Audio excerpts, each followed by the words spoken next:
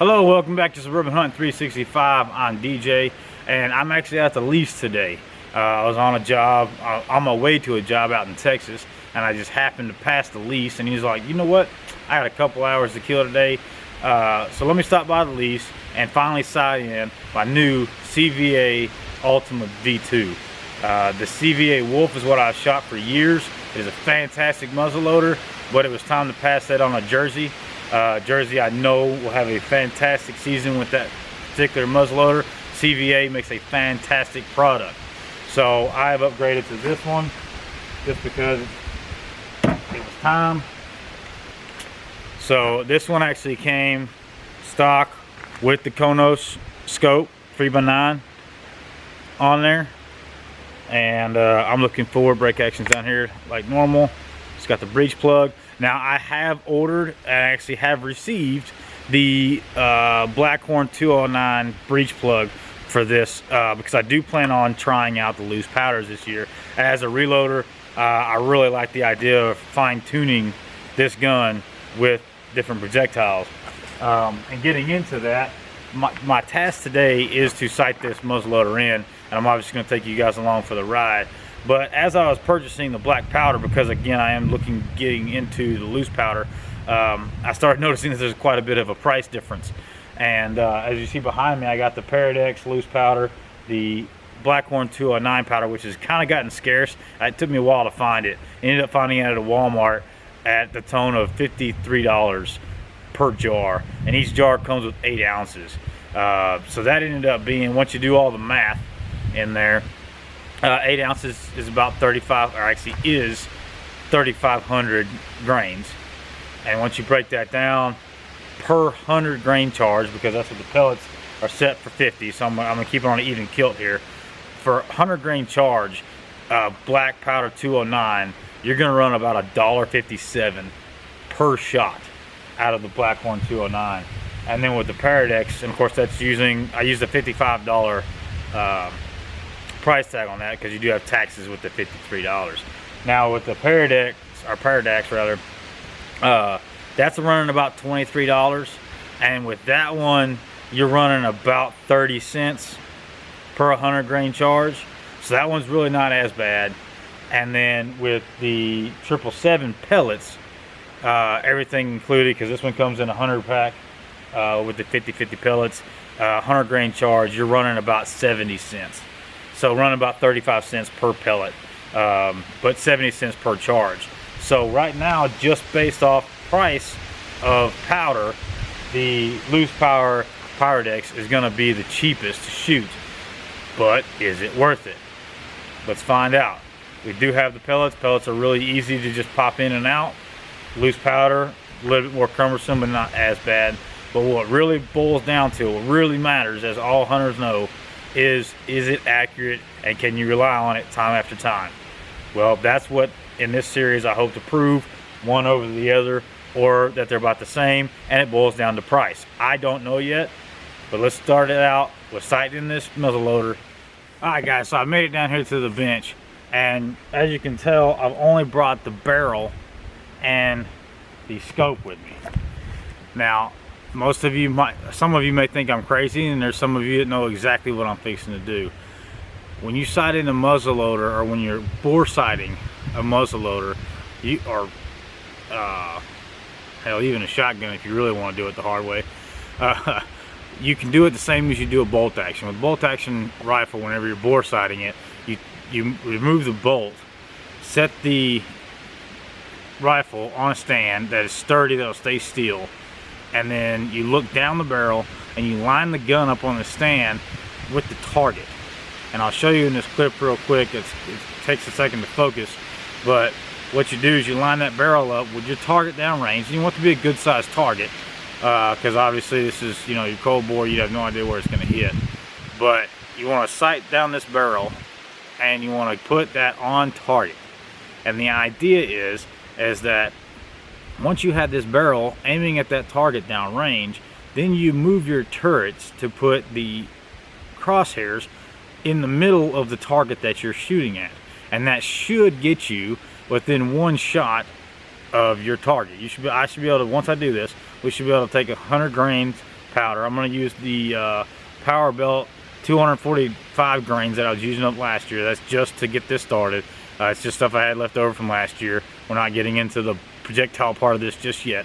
But once you have the target in sight through your barrel, and then you line up your crosshairs to where they're about the same, then you go ahead and put your firearm, or in this case a muzzleloader, back together, and then take that shot, which should get you at least on paper, and then you can walk it in from there. The other thing you might be thinking right now is, well, DJ, you don't have a stand with you. You have what looks like a tool bag and a sock. Well, that's exactly what I've got. I've got a DeWalt bag that I got out of my truck. I removed some of the tools so that way I can set this up like I want it to. And then I got a sniper bag that I've made out of the GI sock, a pair of pantyhose, and some quilt weight pellets you can get from Hobby Lobby. I'll show you how to do that in a different video, or you can go check out one that's out on YouTube right now. But I digress. But you don't have to have all this fancy stuff from Cabela's or from Bass Pro, all this stuff. You don't spend all this money to come hunt, guys. That's suburban hunt way. We do stuff the right way. You ain't got to spend a bunch of money to come out and play with us. Alright? So get what you got. I don't care. I've got an old Harbor Freight tool bag up there that it could have worked the same way, but right now it's got too much stuff in it. So set it up to where it's sturdy, to where it's not going to move. And then as you make the movements with your turrets on your scope, set it back up to where it's steady, and then look through your glass. And then go back and forth until you're happy with it. Let's get this done.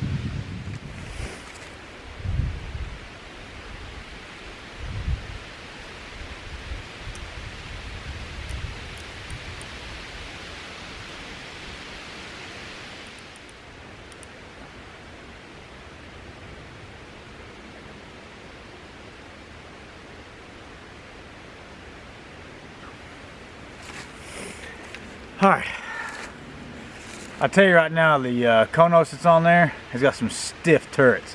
That process is a lot easier with smoother turrets.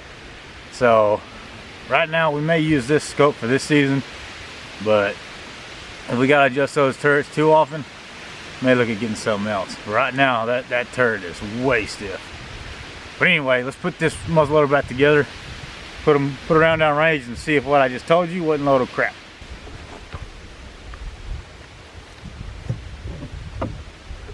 Alright, so I switched over to using my phone because I wanted to make sure I got the better camera zoomed all the way down there to the 100-yard target, so that way you guys can see exactly where this thing lands. Now, being a 50 cal, it puts a pretty good size hole.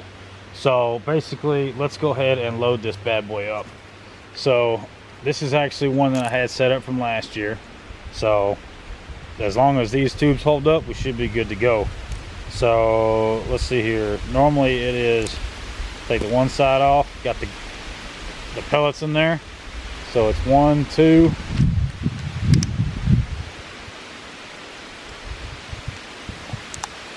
100 grains of 777. Then the projectile, which is the Power Belt 240 or 245 projectile. Let's go ahead and get our starter going here. Get that guy down in there. Let's go ahead, get our ramrod set up. Go ahead and put that down where I can get to it. Let's go ahead and send this bad boy home. There we go. All the way in.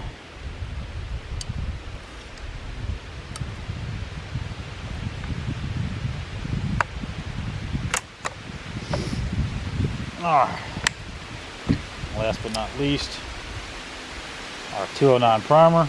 This one's a CCI primer.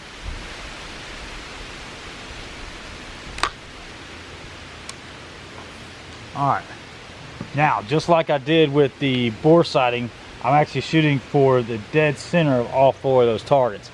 Some of you would say, well, that's a huge target, DJ, of course you're going to hit it. Well, it's kind of the point, because we want to use a reference point to get us to walk towards where we actually aimed. So enough talk, let's put some lead down range.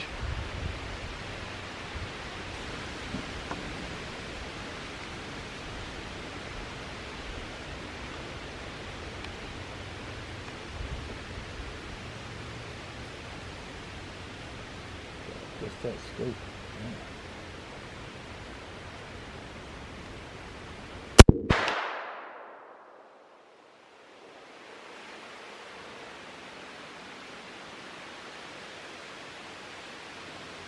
Sorry about that. Honestly, with that zoomed in, that's only 3x9, so it made me a little bit nervous.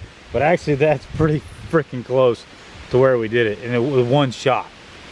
So with one shot, again, I was aiming for the dead center of all 4 of those targets, and I shot, and that is honestly,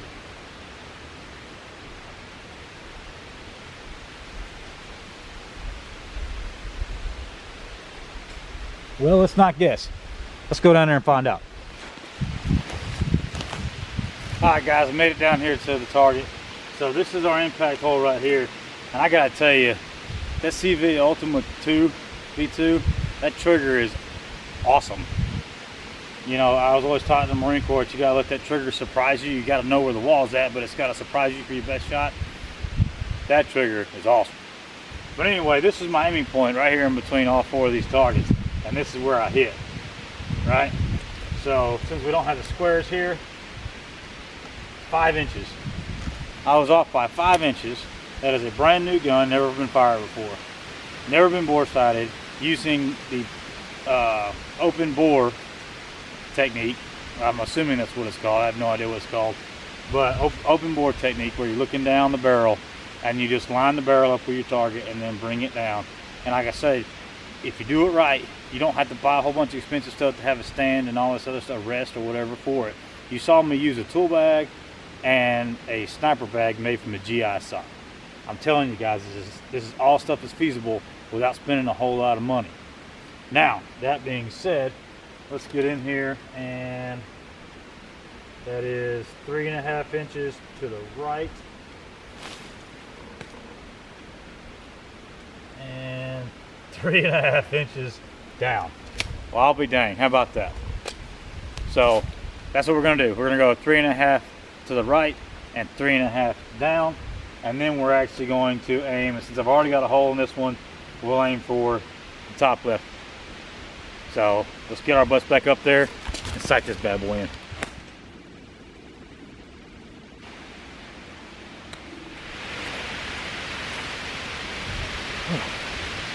Phew. Pardon me while I catch my breath. That hill is kind of steep, but that my wife would be kicking my butt right now if she knew I was out here playing. Just got over a cold, and now she's going, "You're gonna get out there and get another one." Well, anyhow, we do what we do, right, guys? So anyway, 3.5 inches to the right and 3.5 inches down is what we want. This scope does 1/4 inch adjustments at 100 yards, so therefore 3.5 inches. 3 is 12, half is 14, because half of 4 is 2, right? So it's 14 clicks to the right and 14 clicks down. So, and that's the reason why we do this with a big piece of paper, because you're not 100%, it's not always going to be this close. Actually, this 5 inches is pretty much up there with my top 5 of getting it the closest ever. So don't be afraid of big movements when you first do this, because you really are not sure where that's going to land you. If you have a bore sighting tool, then you can use that. I actually do have one that I purchased. It's not an expensive one, but got it from Academy, and I've had it work great, and I've had it not even get close. Just depends on the scope and the rifle setup.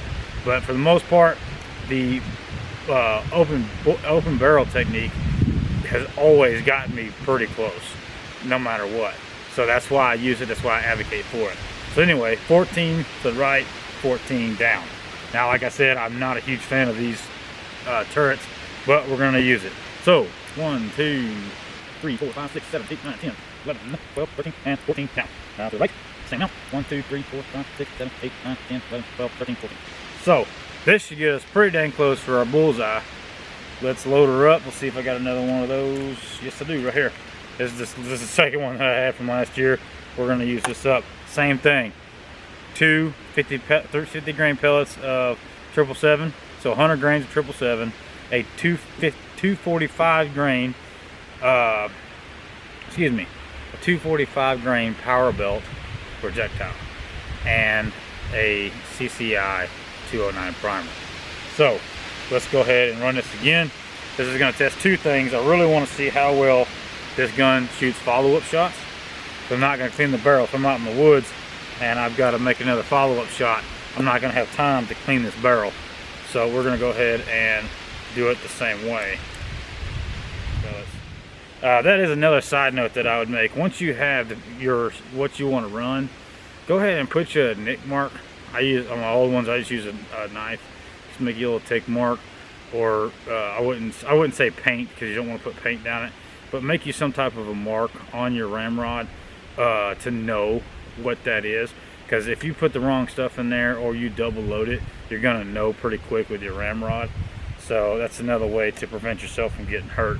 Because you can go on some YouTube videos, and I watched one the other day that they purposely blew up barrels, showing you what could happen when you double load it, or when you have something in front of your barrel, clogged in your barrel, and how that reacts. And trust me, you don't want to be on the bad end of that. So anyway, let's go ahead. I'm gonna set my cell phone back up over there, and we'll set this one up looking down range, so that way you guys can get a good view of what's going on down there. So let me switch these cameras around, and then we're gonna put this down range. All right, like I mentioned before, because of the fact that we impacted on that top left target, that's the one we're gonna be aiming at now.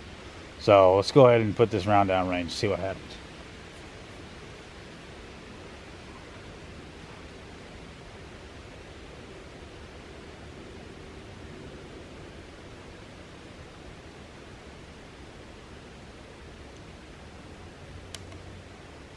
Might help if I pull the hammer back.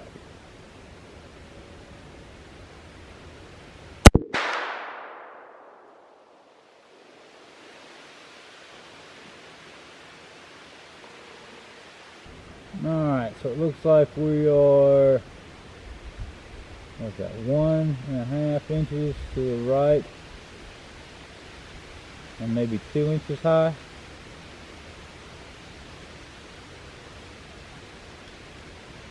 So we're getting pretty close. All right, so what we're gonna do now is I am gonna go ahead and I'm gonna clean this barrel out pretty good, and then I will get the same setup again, and then we will follow up 2 more shots to get ourselves a group, see where we're at, and then we'll adjust from there. I would always advise, do not always make adjustments on one round, okay? Always shoot at least a 3 group, best if you shoot a 5 group.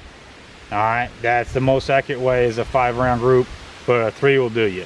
So I'm gonna, again, clean this, and then we're gonna shoot 2 more 100 grains with a 145 or 245s, see what our group looks like. All right, guys, so as you can see, still, we just got this thing cleaned up pretty good. Took a little bit more swabs, but we got her cleaned out good. And this one was high and right, just by a little bit. But like I said, we're gonna make 2 more shots, and then we're gonna go check our group. So I'm gonna shut up. Let's put some rounds down range. I left the rod over there. Sorry, can't load it without this guy. It's kind of important. Now let's keep in mind that the second shot was a dirty shot. This is a clean shot, so we'll see how it does, and we'll see how it compares to the second shot as well.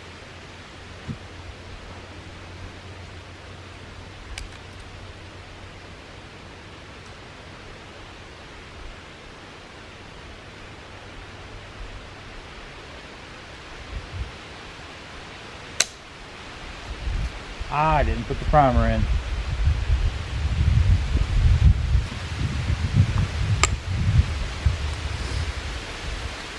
Tell me you're in a hurry without telling me you're in a hurry. Let's try that again with a primer. What do you say? Sorry, I got turkey on my mind. Turkey up on top of the hill I'm trying to get to. Let's do this.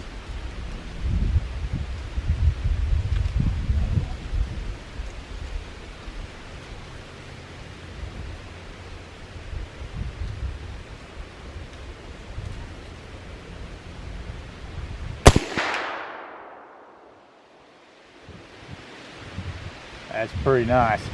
Pretty nice with a clean bore. So let's go ahead and do a follow-up shot here.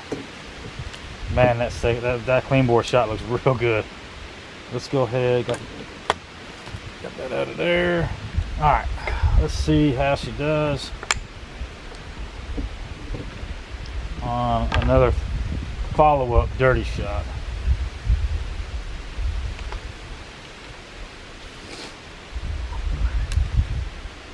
Here we go.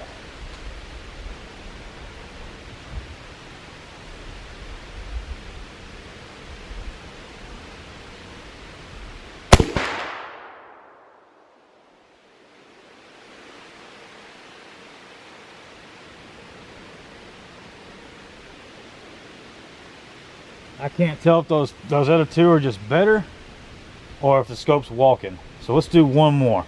Hold on with me real quick. I want to do one more and make sure that scope's not walking. Here we go.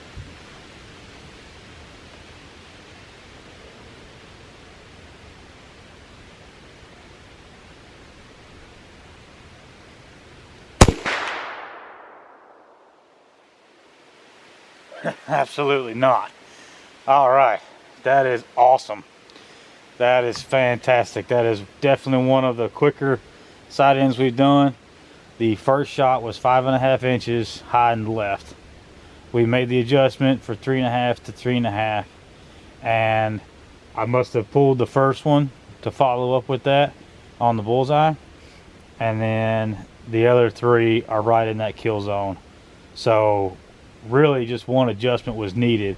That just shows you that the open barrel technique with bore sighting your rifle is by far the better way to set that up.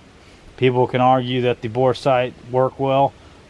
Again, those of us guys that just got the money for the guns, ain't got a whole lot of money to blow on extra stuff.